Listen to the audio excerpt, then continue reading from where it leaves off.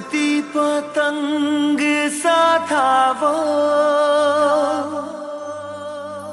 कहाँ गया उसे ढूंढो।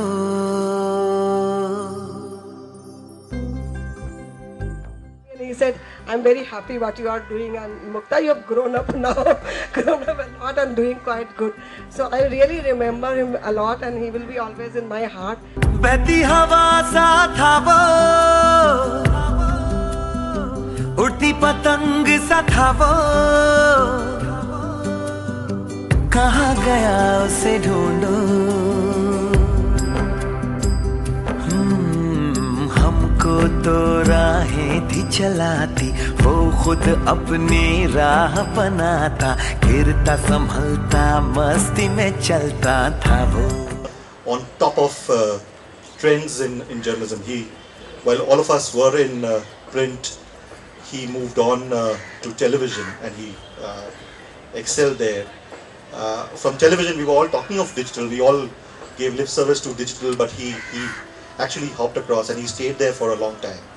I had, for a few months, I also worked with him as a vendor to Reliance to provide some content. It was a very great experience, and it kind of brought back all the memories of the 3 odd years that I worked along with him. सुलगती धूप में छाँव के जैसा, रेगिस्तान में गाँव के जैसा, मन के घाव पे मरहम जैसा था वो। हम सहमे से रहते कुएं में, वो नदिया में गोते लगाता, उल्टी धारा चीर के तैरता था वो। He had goodness in him, and he spread that goodness around. And I think everybody who knew him is going to carry some of that goodness with them for a long time. From what I saw about Raghu was, he had keen sense of humor. He was very, very witty. I really feel that since we have all gathered here in his memory, I feel that Raghu lived a full life. He really did what he was chosen to do. This was his calling, and I feel that he also, the way he departed, was the best way he could. Remembrance meeting has evolved.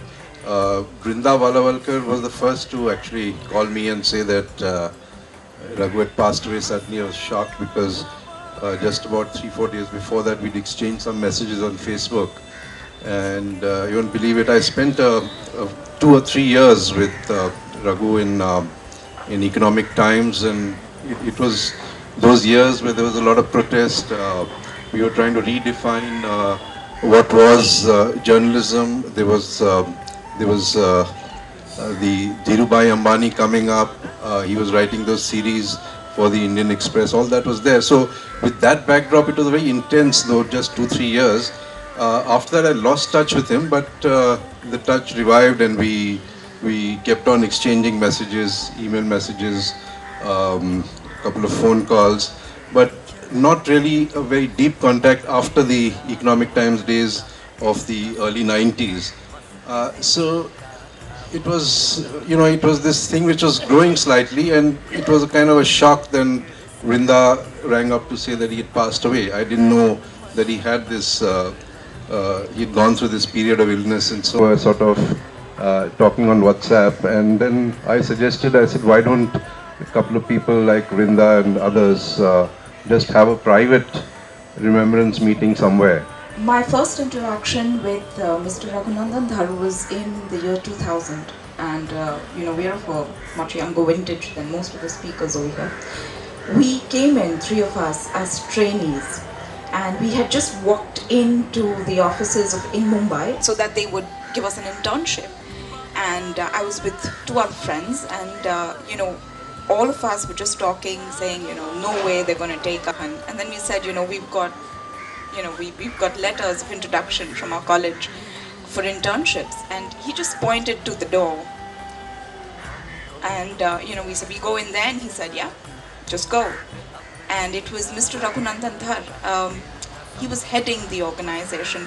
I don't know of any organization where an intern can walk into the office of the guy who heads it, but that happened in Mumbai. And those were the walking days, you know. We were all barefoot journalists. Saroj Bana was one of the witnesses. Nandi came much later. That young man, my friend, he was also later in Express. He was among the star journalists like Shankar, Dhar, Raikar, Raghunandan Dhar, the letter writer.